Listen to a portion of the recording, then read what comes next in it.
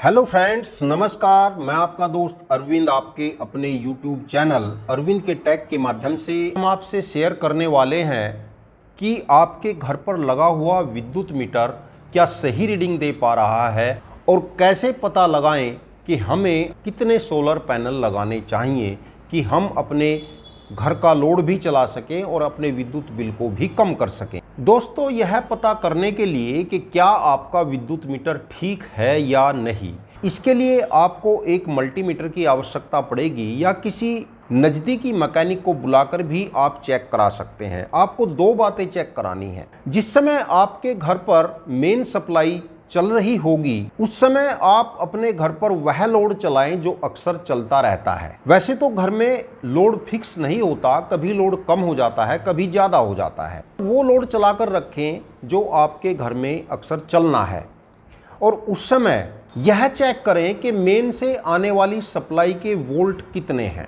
एक इस प्रकार का सामान्य सा मल्टीमीटर इस कार्य को कर देता है। यह 300 से 400 रुपये इसकी कीमत होती है। इसे आप ऑनलाइन अमेजोन से भी मंगा सकते हैं, उसका लिंक मैं नीचे डिस्क्रिप्शन में दे रहा हूं। इससे आप अपनी सप्लाई के वोल्ट और घर में जो लोड चल रहा है उसके कितने एम्पियर हैं उसको आसानी से चेक किया जा सकता है। जो केबल आ रहा होता है उस केबल का कोई एक वायर इसमें बीच में ऐसे डाल लेते हैं और यहाँ पर देख लेते हैं कि कितने एम्पियर का लोड चल रहा है। इस प्रकार आप वोल्ट और एम्पियर की गुणा करके यह पता कर सकते हैं कि आपके घर का लोड कितना है। मान लीजिए सप्लाई के वोल्ट 200 हैं और आपने जो एम्पियर चेक किए हैं वह 2 एम्पियर का लोड आपका आता है, तो आपके जो घर का लोड होता है वह 200 गुणा 2 बराबर 400 वाट का लोड होता है। अब दोस्तों, इससे यूनिट कैसे चेक करते हैं? इसके लिए आपको यह देखना होगा कि 24 घंटे में आपकी ग्रिड सप्लाई कितने घंटे की है। मान लीजिए आपकी ग्रिड सप्लाई 20 घंटे की है, तो जो आपके घर में लोड जो वाट में आपने चेक किया है उसकी मल्टीप्लाई 20 से करें और 1000 से भाग करें, तो आपको पता चल जाएगा कि एक दिन में आपकी कितनी यूनिट खर्च होती है। उसको 30 से मल्टीप्लाई कर लेंगे तो आ जाएगा कि एक महीने में कितनी यूनिट का आपके यहाँ पर खर्चा है। और दोस्तों, यदि आप इस प्रकार के भी मीटर के या फार्मूलों के चक्कर में नहीं पड़ना चाहते तो आप अपने घर में ये देख लीजिए कि क्या क्या आप चला रहे हैं। जैसे आप फ्रिज चलाते हैं, वॉशिंग मशीन चलाते हैं, लाइट जलाते हैं, पंखे चलाते हैं, उनके वाट को आप जोड़ लीजिए और वाट को 50 से भाग कर लीजिए, तो जो आएगा वह पर डे की यूनिट आएगा। उदाहरण के लिए मान लीजिए आपका लोड 200 वाट है, तो 200 वाट को हम 50 से डिवाइड करेंगे तो 4 यूनिट आता है। इसका मतलब आपका 4 यूनिट का पर डे का खर्चा है। 30 से मल्टीप्लाई कर लेंगे तो 120 यूनिट पर मंथ आ जाएगा। इस प्रकार बहुत आसानी से आप यह पता कर सकते हैं कि आपके घर में कितनी यूनिट खर्च होती है। दोस्तों, बहुत सारे उपभोक्ताओं और व्यूअर के फ़ोन आते रहते हैं कि हमें अपने इन्वर्टर पर कितने वाट सोलर पैनल लगाने चाहिए। इसके लिए कई फैक्टर काम करते हैं। नंबर 1, आपकी बैटरी कितने AH की है।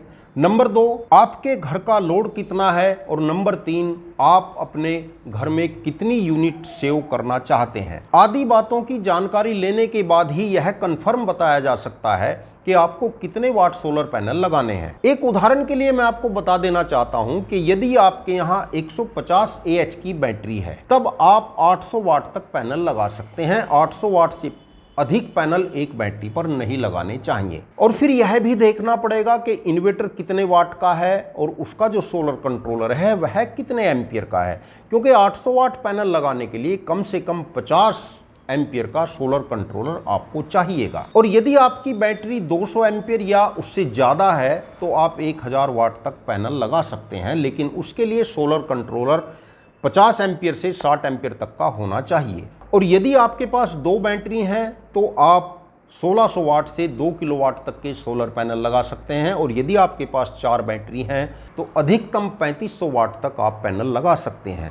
3500 वाट से ज़्यादा नहीं लगा सकते, कम कितने भी लगा सकते हैं। लेकिन दोस्तों, मैंने आपको बताया कि एक बैटरी पर आप अधिकतम 800 वाट पैनल लगा सकते हैं, लेकिन आपके घर का मैक्सिमम लोड 100 ही वाट है, तब आपको 800 वाट पैनल नहीं लगाने चाहिए। यदि आपके यहाँ पर ग्रिड सप्लाई है तो आप अपने लोड का 3 गुना से ज़्यादा पैनल ना लगाएं और यदि आपके यहाँ ग्रिड सप्लाई नहीं है तो अपने लोड का 4 गुना पैनल आप लगा सकते हैं। अब दोस्तों बात करते हैं कि आप कितने पैनल लगाकर कितनी यूनिट का सेव कर सकते हैं। औसत यह माना जाता है कि प्रतिदिन हमारा जो सोलर पैनल होता है वह 6 घंटे के लिए हमको एनर्जी देता है, जबकि गर्मियों के दिनों में देखा जाता है कि 7 से 8 घंटे तक धूप रहती है, तो 7 से 8 घंटे हमको एनर्जी मिलती है।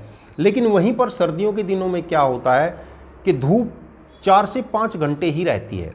तो इसलिए पूरे वर्ष का औसत मिलाकर यह देखा गया है कि लगभग हमको प्रतिदिन औसतन 6 घंटे ही धूप मिल पाती है। तो इस प्रकार आपने जितने वाट पैनल लगाए हैं उसको 6 से मल्टीप्लाई करिए और 1000 से भाग करिए, जो आएगा वह यूनिट होगा जो आपका सोलर पैनल आपको दे रहा है। उदाहरण के लिए मान लीजिए आपने 500 वाट सोलर पैनल लगा रखा है, 500 वाट को 6 से मल्टीप्लाई करेंगे और 1000 से डिवाइड करेंगे तो 3 यूनिट आता है। इसका मतलब आपका 500 वाट का सोलर पैनल प्रतिदिन 3 यूनिट आपको बचा कर देता है। और यदि महीने में देखेंगे तो 3 को 30 से मल्टीप्लाई करेंगे तो 90 यूनिट आपका 500 वाट का पैनल एक महीने में सेव करता है। एक सिंपल सा फार्मूला जो आपको लगभग में भी यूनिट बताएगा, जो बहुत ही सिंपल है। आपको वाट पता करने हैं कि कितने वाट के सोलर पैनल हैं, उसको आप 200 से डिवाइड कर दीजिए, सोलर से कितनी यूनिट बचता है वह आ जाएगा। सपोज करिए 500 वाट का पैनल है तो 500 वाट को हम 200 से डिवाइड करेंगे तो लगभग 2.5 यूनिट पर डे आपका सोलर पैनल आपको बचा कर देता है। तो इस प्रकार दोस्तों सोलर पैनल लगाते समय कई बातों का ध्यान रखना पड़ता है, जैसे आपका लोड कितना है। और जैसे कि मैंने बताया कि एक बैटरी पर ज़्यादा से ज़्यादा आप 800 वाट या 1000 वाट तक पैनल लगा सकते हैं। और यदि आपके यहाँ विद्युत कनेक्शन नहीं है तब आपको अपने लोड का 4 गुना पैनल लगाना पड़ेगा। जितने वाट आप सोलर पैनल लगा रहे हैं उसी के अनुसार सोलर कंट्रोलर भी आपको लगाना होता है। यदि आप 400 वाट तक पैनल लगाते हैं तो आपको 20 एम्पीयर का सोलर कंट्रोलर लगाना होगा। यदि आप 600 वाट का लगाते हैं तो 30 एम्पीयर का सोलर कंट्रोलर लगाना होगा।